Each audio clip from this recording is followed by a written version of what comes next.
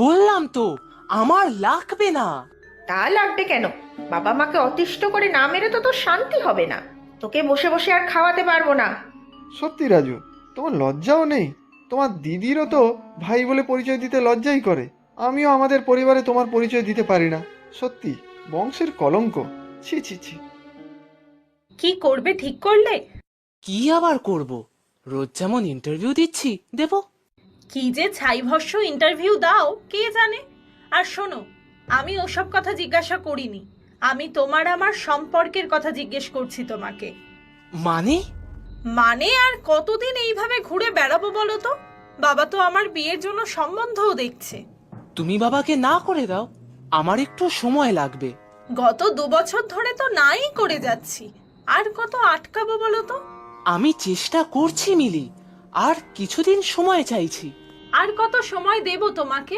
এবার আমারও মনে হচ্ছে যে তোমার দ্বারা কিছু হবে না, কোনো যোগ্যতাই নেই তোমার। তুমিও এরকম বলবে?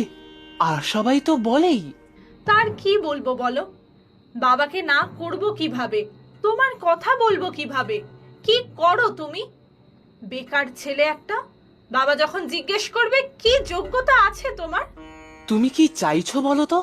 বাবার দেখা পাত্রকে আমি এবার হ্যাঁ বলে দিয়েছি। অনেক টাকা রোজগার করে, মাসে নাকি 25-30 হাজার টাকা মাইনা পায়। আর কি একটু অপেক্ষা করতে পারলে না আমার জন্য? না না, আর পারা যায় না। সত্যিই কিছু হবে না তোমার দ্বারা। আমার বন্ধুরা আমাকে দেখে হাসাহাসি করে। আমার লজ্জা করে তোমার পরিচয় দিতে। তুমিও আর সবার মতো লজ্জা পাও আমার জন্য? হ্যাঁ পাই। কি করতে পেরেছো তুমি আজ অবধি? কিচ্ছু পারোনি। পছন্দ করা ছেলেকেই বিয়ে করতে যাচ্ছি, আর তুমি সারা জীবন ওই চাকরিই খোঁজো। ভুলে যাও আমাকে।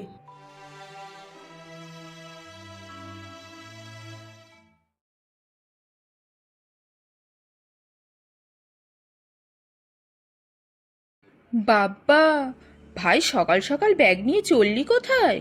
বাড়ি ছেড়ে পালাচ্ছিস বুঝি? হ্যাঁ, আমি চলে যাচ্ছি। তা যাচ্ছিস কোন চলে শুনি? ওখানে কে খাওয়াবে তোকে? এই নাও বাবা, এটা দেখো। এটা তুমিও নাও মা। আরে, এটা তো একটা অ্যাপয়েন্টমেন্ট লেটার। আরে বাপ, এত বড় কোম্পানি! হ্যাঁ বাবা, আমি একটা খুব বড় চাকরি প্রায় 2 মাস আগেই পেয়েছি। এতদিন ওয়ার্ক ফ্রম হোম করতাম, এখন সেখানে জয়েন করতে হবে।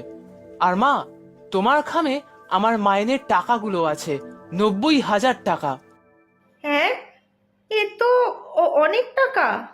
তুমি তো এতদিন টাকাই চেয়ে এসেছো মা, তাহলে এত অবাক হচ্ছ কেন? তুই এতদিন আমাদের বলিসনি কেন? ইচ্ছে করেই বলিনি, না হলে আমাকে ঠিক কতটা অপদার্থ ভাবে, কতটা হেয় করে জানতেই পারতাম না। এভাবে বলিস না বাবা, আমার খুব চিন্তা হতো তাই। তাই তুমি সবসময় আমাকে অপমান অসম্মান করে গেছো, দিদি জামাইবাবু সবার সামনে গাল মন্দ করেছো। তার মানে তুই ঘরে ল্যাপটপে বসে অফিসের কাজ করতিস? আমি তো ভাবতাম চাকরির ইন্টারভিউ দিচ্ছিস। মজার কথা কি জানিস দিদি, আমি মার্কেটিং এক্সিকিউটিভ হিসাবে যেই কোম্পানিতে জয়েন করেছি, সেখানেই অলোকটা ফিল্ডে মার্কেটিং করে।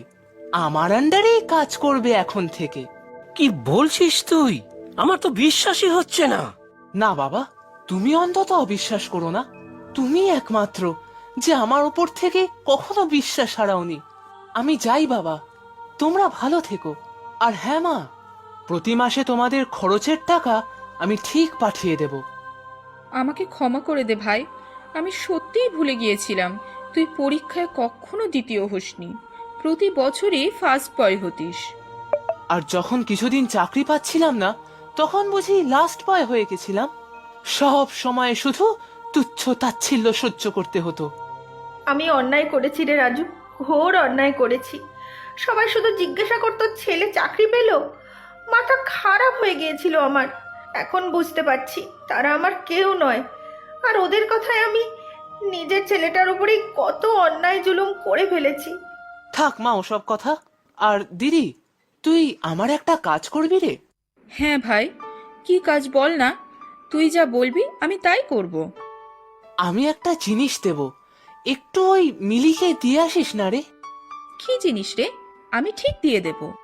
বিশেষ কিছু না, একটা গিফট, ওর বিয়ের উপহার। কি যাতা বলছিস?